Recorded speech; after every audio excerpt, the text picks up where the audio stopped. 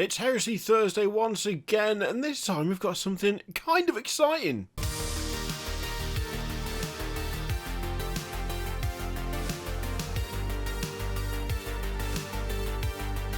Now that's not to suggest that various flavours of Beaky Head aren't exciting, but this is a whole model, which is always slightly more thrilling than upgrade packs if we're being totally honest. This is the Esoterist Consul. Now I've always understood the word consul to mean someone that negotiates or is like a point of contact for authority or something like that, like you have consulates in different countries for other countries and the like.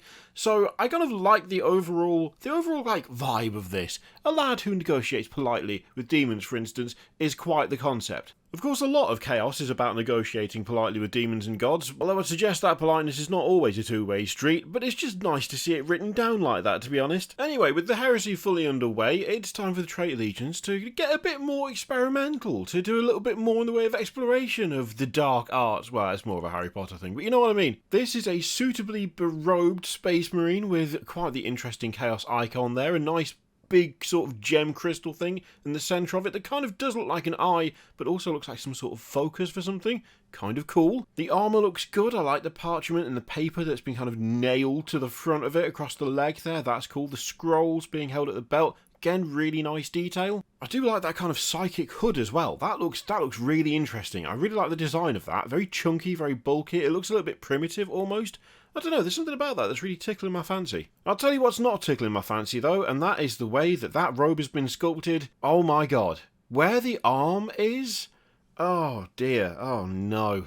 Like, it took me a moment to twig what was going on there.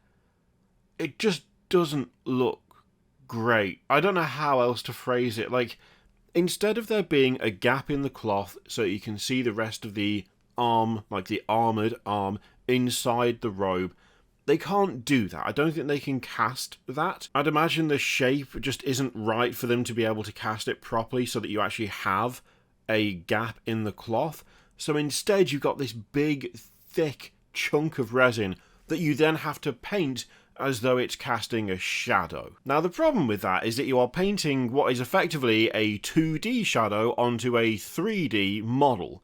And the fact that that part of the model is so incredibly 2D really makes it stand out in a bad way. Like, now I can see that, I can't focus on anything else. It's actually drawing my attention towards it because it just looks out of place. And the thing is, I'm not like trying to insinuate here that whoever painted this display model did a bad job, because they didn't. They objectively have not done a bad job with this model. The cloth is really nicely done. The highlighting is really nice. The edge highlighting especially is great. Just the overall kind of gradients, the colours used, all of that.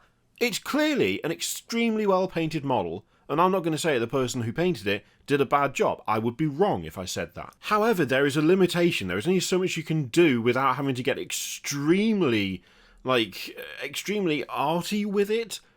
There's only so much you can do when you're faced with a big old chunk of cloth that is supposed to be... There's supposed to be a gap. Like, if you didn't paint it like that, if you didn't paint it so that you kind of made a 2D shadow and made a 2D gap, then it would just look really odd because you just have this solid block of red that wouldn't work. Like, it would look really, really off if it wasn't painted how it's been painted. The problem is that it still looks really off. Like, there's no good way to deal with that. There just isn't a good way to deal with that. That feels like a limitation. That feels like something that they can't really work around. But instead of doing something different and accepting the fact that the limitation is there, they've just gone, well, you can paint over it, it's fine. The rest of it's decent. Like, the rest of this model is pretty good. I do like it a lot, but that big old chunk there is... Oh, it's just not good. It's just not good. And again, this isn't like an insult towards the person who sculpted it either, because again, I think that's objectively untrue. I don't think you could say that whilst being honest, because when you look at the rest of the model, and you look at what's been done with the rest of it, clearly they know what they're doing. But that bit of cloth at the sleeve feels like it's born out of necessity. It's something that they have to do in order to make that particular section work. But my argument is that if that's what you have to do, then you need to not do that. You need to just not have that cloth there at all. You need to work out a different look for that part of the model instead of just pressing on. Because, no. Now, we've got a separate head option. Of course, it is a beaky. I don't know why you would think it would be anything else at this point.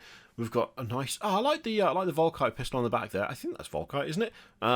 Yeah, especially, the books. All the books, like, chained on the back. That kind of broken hourglass and stuff. That's really cool. That's got loads of cool detail. Oh, the zoom in, though. Oh, dear, the zoom in on the sleeve. It's killing me. It's absolutely killing me. I can't handle it. Like, I just don't... Oh, it makes me worry about the other sleeve as well now, actually. Oh no, this entire video has just turned into me complaining about sleeves. What is this? Okay, it's not quite as bad on the other side. Of course, we don't have a spin. We don't have a spin move that we can do on here to really check it out. But it looks like it goes in... It looks like it's not quite as harsh a kind of blank space on the arm holding the staff. So that's something. But it looks like...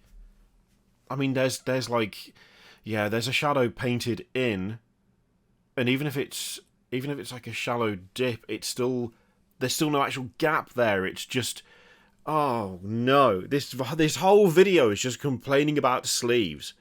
Like, what even is this? Who's even watching this right now? It's just one person complaining about sleeves. What is the point? I'm having an existential crisis. I can't handle it. I don't know what I'm doing in my life. 95% of the model, grand, love it. Sleeves, that 5%, that 5% of sleeve, that it's killed it for me. It's just killed it for me. Oh no! Look, you can come back if you want. Does the sleeve bother you? You probably don't care. It's probably irrelevant. You're just looking at it like, yeah, and I don't give it. Whatever, who cares? Imagine if it doesn't even make it into the final model. Like, imagine... This is going to be the prototype, right? Or this is going to be the one that they've printed in order to have the heavy metal team paint it so that they can take the beauty shots, so that they can have the article written and they'll come out whenever they come out, right?